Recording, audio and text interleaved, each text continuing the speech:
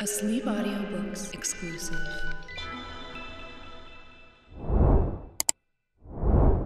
Chapter 6. The Cowardly Lion. All this time Dorothy and her companions had been walking through the thick woods.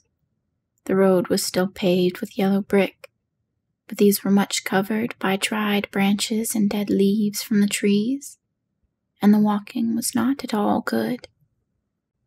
There were few birds in this part of the woods, for birds love the open country where there is plenty of sunshine.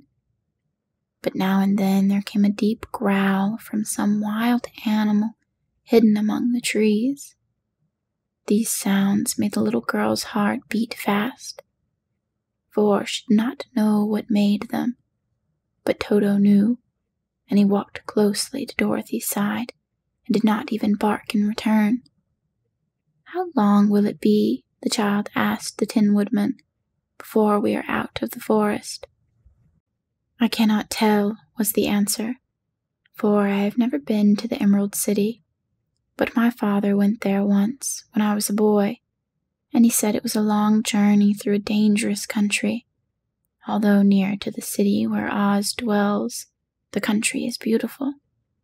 But I am not afraid so long as I have my oil can, and nothing can hurt the Scarecrow, while you bear upon your forehead the mark of the Good Witch's kiss, and that will protect you from harm."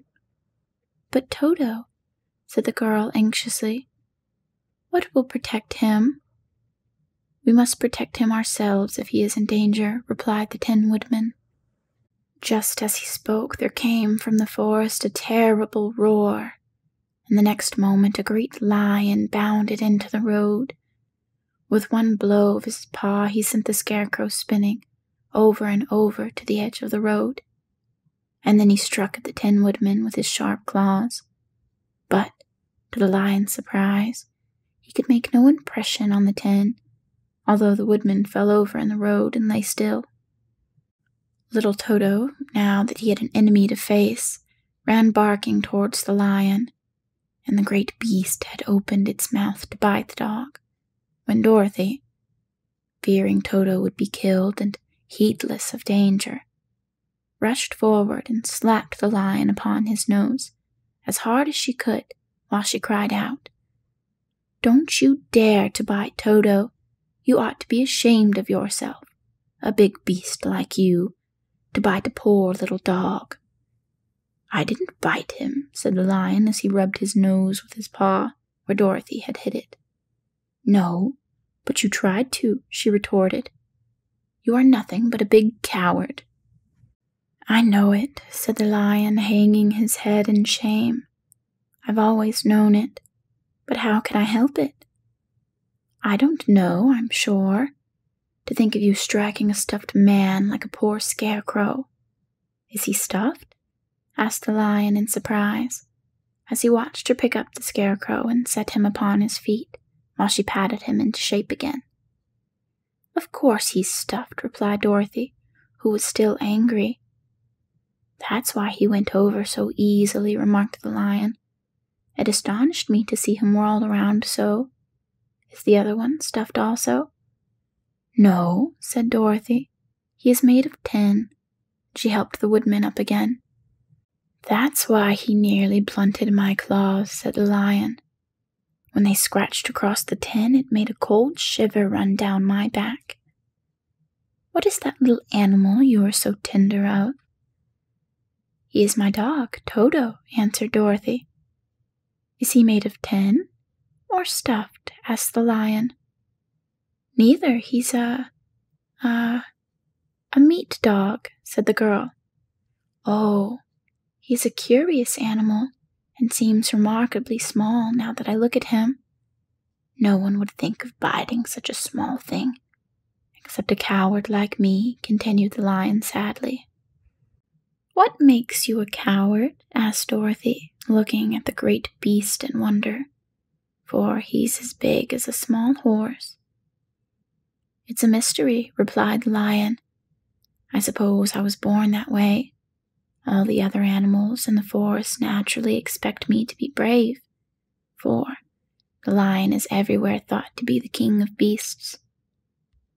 I learned that if I roared very loudly, every living thing was frightened and got out of my way. Whenever I've met a man, I've been awfully scared, but I've just roared at him, and he has always run away as fast as he could go. If the elephants and the tigers and the bears has ever tried to fight me, I should have ran myself. I'm such a coward. But just as soon as they hear me roar, they all try to get away from me, and of course I let them go. But that isn't right. The king of beasts shouldn't be a coward, said the Scarecrow. I know it, returned the lion, wiping a tear from his eye with the tip of his tail. It is my great sorrow and makes my life very unhappy, but whenever there is danger, my heart begins to beat fast. Perhaps you have heart disease, said the Tin Woodman. It may be, said the lion. If you have, continued the Tin Woodman, you ought to be glad, for it proves you have a heart. For my part, I have no heart, so I cannot have heart disease. Perhaps, said the lion thoughtfully, if I had no heart, I should not be a coward. Have you brains? Asked the Scarecrow. I suppose so. I have never looked to see, replied the lion. I am going to the Great Oz to ask him to give me some, remarked the Scarecrow, for my head is stuffed with straw. And I am going to ask him to give me a heart, said the Woodman. And I am going to ask him to send Toto and me back to Kansas, added Dorothy. Do you think Oz could give me courage? Asked the Cowardly Lion. Just as easily as he could give me brains, said the Scarecrow. Or give me a heart, said the Tin Woodman. Or send me back to Kansas, said Dorothy. Then, if you don't mind, I'll go with you, said the lion, for my life is simply unbearable without a bit of courage. You will be very welcome, answered Dorothy, for you will help to keep away the other wild beasts. It seems to me they must be more cowardly than you are if they allow you to scare them so easily. They really are, said the lion.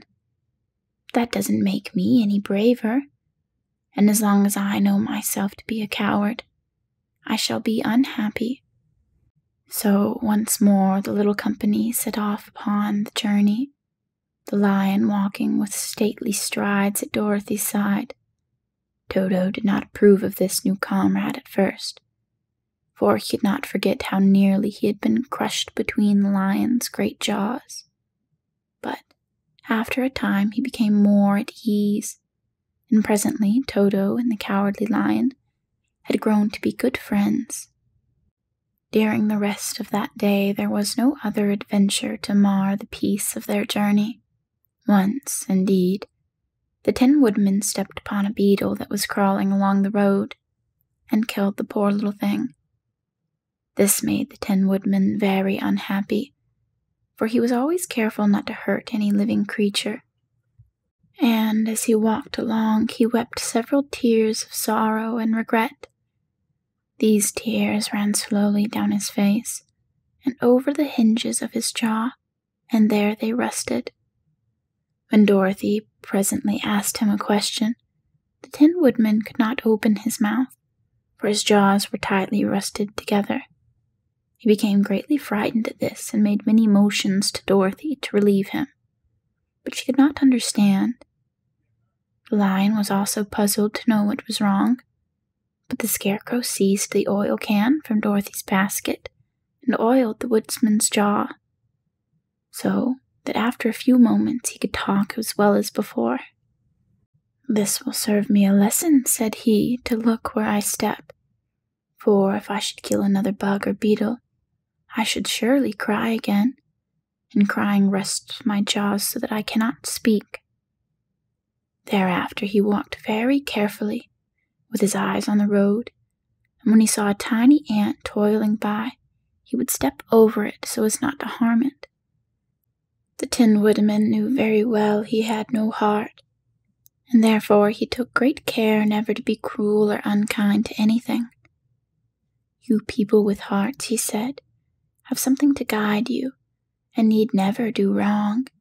But I have no heart, and so I must be very careful.